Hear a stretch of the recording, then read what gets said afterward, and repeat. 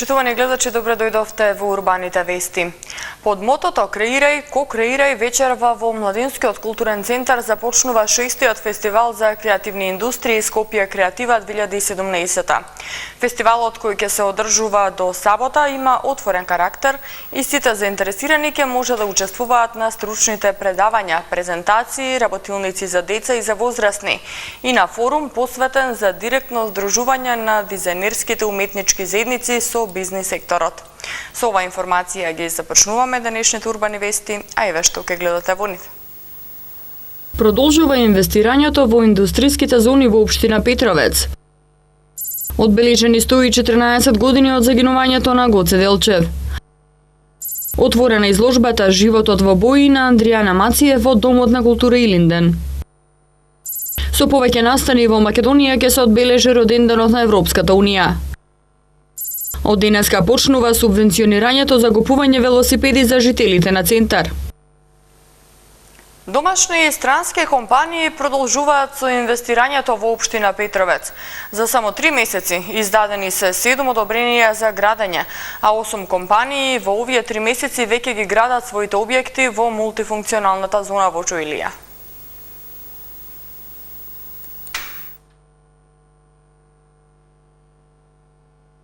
Општина Петровец продолжува да привлекува домашни и странски инвеститори кои своите инвестиции ги вложуваат во индустријските зони во општина Петровец. Како доказ за тоа, од општината истакнуваат дека во последниве 3 месеци издадени се 7 одобренија за градба, а во постапка на издавање се уште неколку одобренија како на домашни, така и на странски инвеститори, од кои Флора МК и Емстил, кои се странски компании, веднаш ќе почнат со градба. Емстил е белгијска инвестиција во областа на металопреработката, која ќе инвестира во мултифункционалната зона Чоилија во општина Петровец. Градоначалникот Борчо Митевски истакна дека во овие 3 месеци почнати се изградби на објекти на 8 компании, а се очекува во наредниот период да започне изградбата уште на 6 објекти. Општина Петровец продолжува да привлекува инвеститори како странски, така и домашни.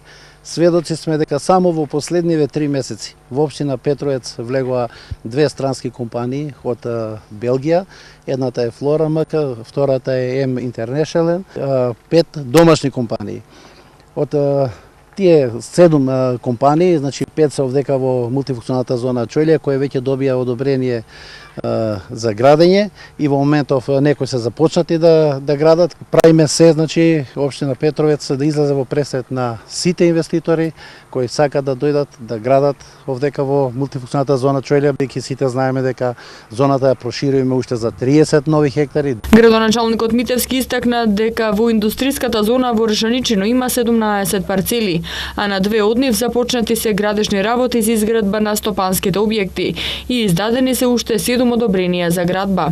Во индустријската зона Ражаничино имаме 17 парцели за Г2 намена, од кои 15 се веќе продадени и како што може и вашите камери да долова, значи некои се во тек на градба, некои се на почеток на градба и имаме во завршна фаза, значи ДМ, фабрика која се занимава со производство и пакување на зеленчук. Према тоа што го изјавија инвеститорите, за 1 година ќе бидат готови нивните капацитети и ќе започнат со вработување на луѓе од нашата општина. Општина Петровец исто така има донесено решение за уште еден урбанистички план на потегот меѓу Решаничино и Таор, каде има 6 парцели кои ќе се понудат на продажба со намена Г2 лесна незагадувачка индустрија. Парцелите во оваа зона се во просек од 12.000 до 14.000 метри квадратни, а според градоначалникот за во оваа зона најавени се 2 странски компании од Франција и Австрија.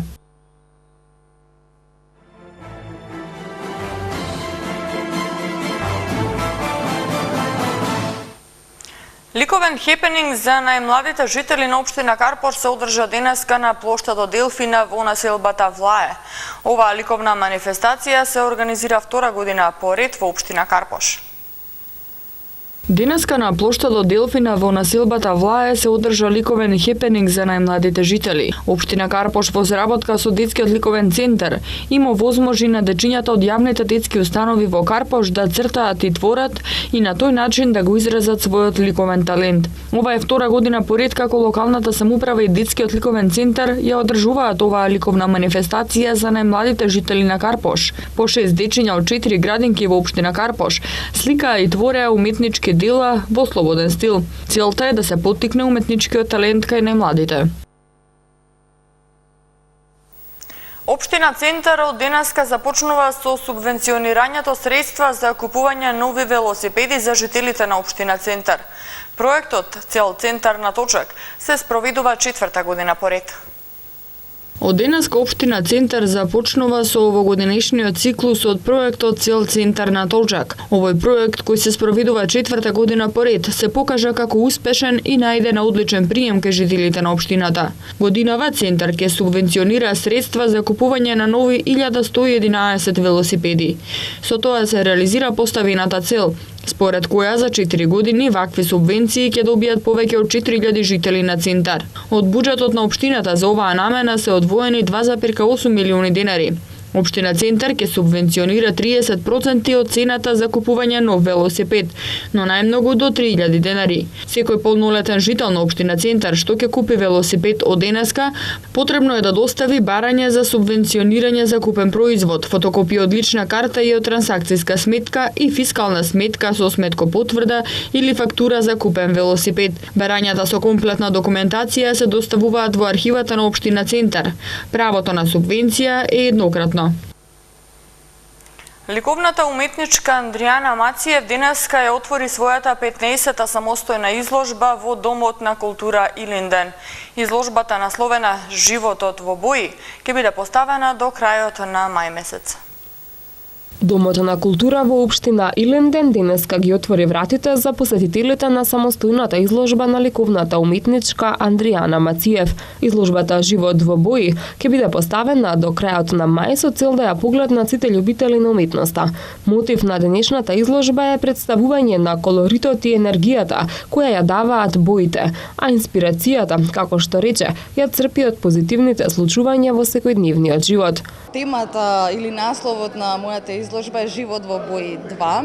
Значи, тоа е како еден втор циклус, бидејќи јас циклусот го почнав минатата година, "Живот во бои", каде што имав и еден дел, значи изложував дела од тој циклус, меѓутоа ова е веќе новиот циклус каде што работам во поголем формат и изложени се акрил на платно, значи сликите се акрил на платно и плюс тоа имам еден дел каде што може да се видат чини кои што се изработени теракотни, значи од глина, кои што исто така представуваат посебни слики. Значи ги работам исто со оној жар и ентузијазам исто како на платната.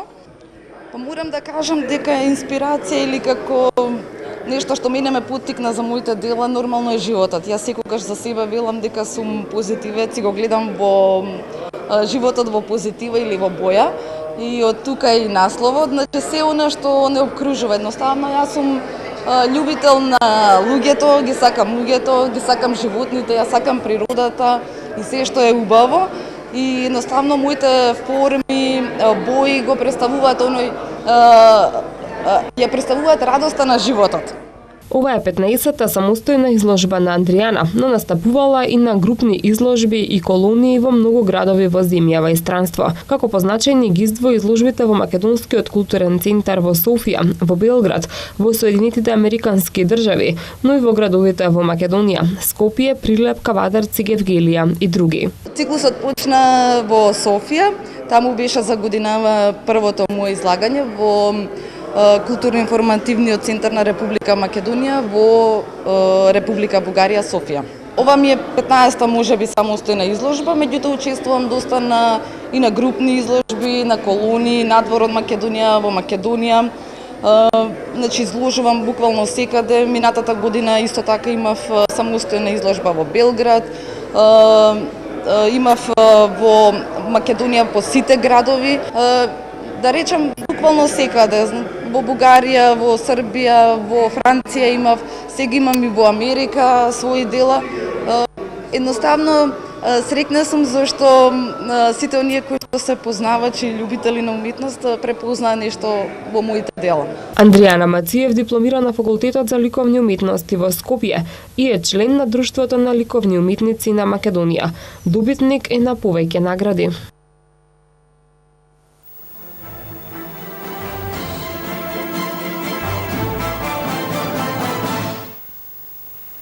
Денеска се одбележуваат 114 години од смртта на револуционерот Гоце Делчев, кој на денешен ден во 1903 година бил убиен од турската војска во селото Баница на пат кон Сер. По повод одбележувањето на 114 години од смртта на Гоце Делчев, голем број делегации денеска положија цвеќе на неговиот гроб во црквата Свети Спас во Скопје и пред споменикот на Делчев на плоштадот Македонија. Во Македонската академија на науките и уметностите денеска беше доделена државната награда Гоце Делчев за 2017 година за особено значени остварувања од интерес за Република Македонија во областа на науката. Визионерот кој пред повеќе од еден век го разбра светот како поле за културен надпревар на народите, е роден на 4 февруари во 1872 година во Кукуш, во семејството на Султана и Никола. Се школувал во гимназијата во Солун и на воената академија во Софија. Учителствувал во Штип, а како член на Централниот комитет на ТМОРО, работел на создавање мрежи на бази, комитети и комитски чети на организацијата. Учествувал на Солунскиот конгрес на ВМРО во 1896 година, а до 1901 година бил задграничен представник на ВМРО во Софија. По убиството неговите посмртни останки првин се чувале во Баница до 1917 година, кога биле пренесени во Ксанти, а потоа во Софија. До 1923 година ковчежето со коските се чувало во домот на Михаил Чаков. Останките на Делчев на 11 октомври во 1946 година биле пренесени во црквата Свети Спас во Скопје. Учениците од основното училиште Гоце Делчев од општина Илинден со спортски активности и изложбени работилници го одбележаа патрониот празник на училиштето.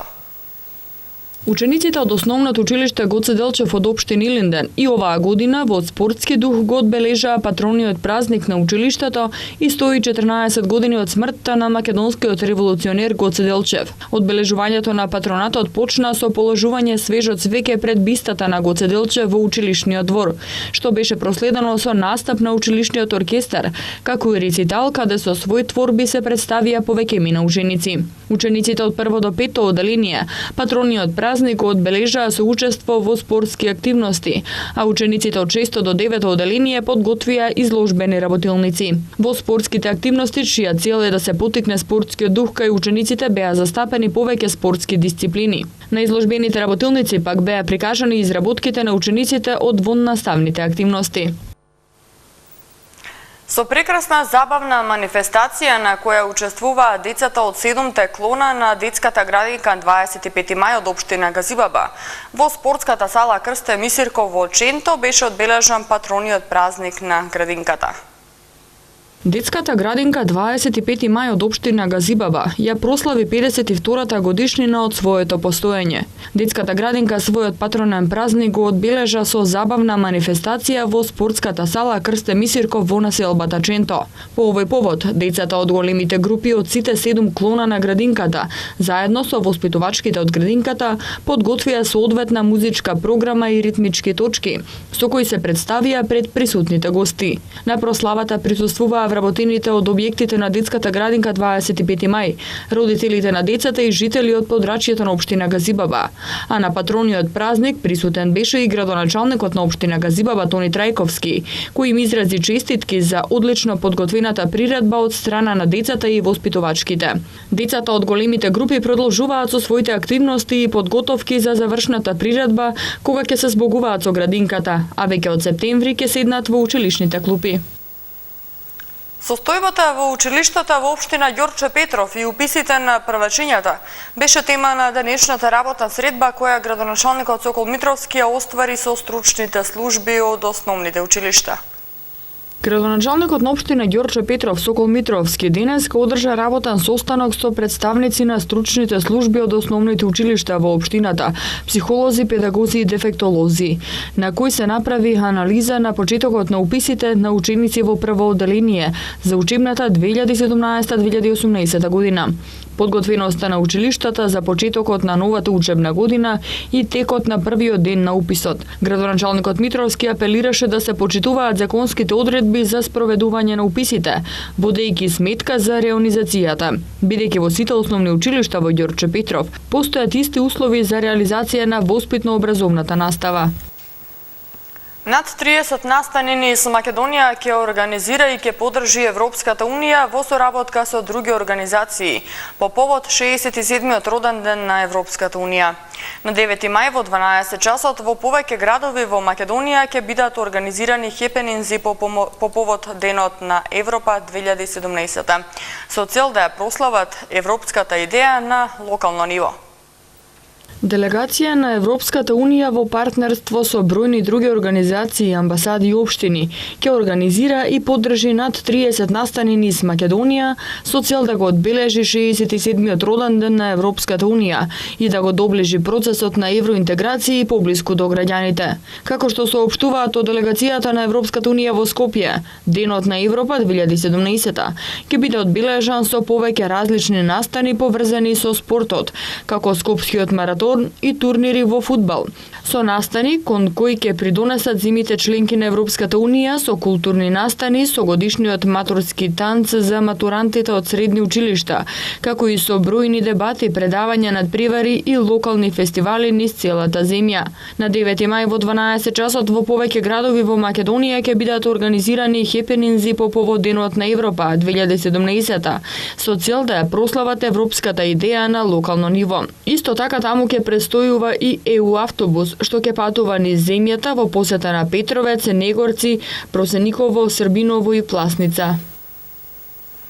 Следува период на променливо и нестабилно време во попладневните часови со локален пороен дожд и грмежи, при што денес и утре услови за нестабилност ќе има претежно во планинските подрачја, додека во петок и во недела нестабилно ќе биде на повеќе места, особено на северот и истокот од земјава. Во сабота не се очекуваат врнежи, но ќе дува повремено засилен северозападен ветер кој ќе донесе осетно спуштање на дневната температура. Матама метео го гледаме во приложение.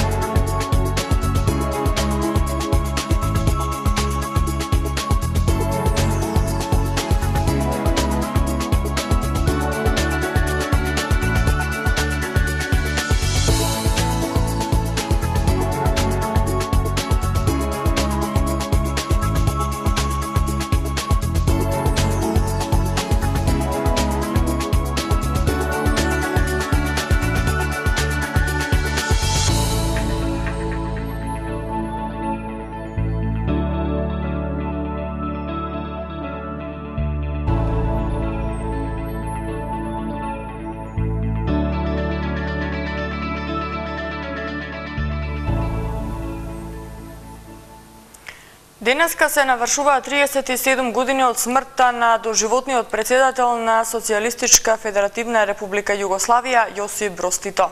Тито беше водач во борбата против окупаторот од 1941 до 1945 година. Беше долгогодишен лидер на Комунистичката партија на Југославија и командант на незините вооружени сили од крајот на Втората светска војна до смртта во 1980 година. Јосип Броз Тито почина на 4 мај 1980 година во клиничкиот центар во Љубљана. Погребан е на дедиње во Белград во куќата на цвеќето. Неговиот гроб досега го посетиле над 20 милиони луѓе. Со оваа информација ги завршуваме денешните урбани вести. Вие посетете нашата веб страна mtm.mk за повеќе информации. Спортските вести се следни на МТМ. Пријатно!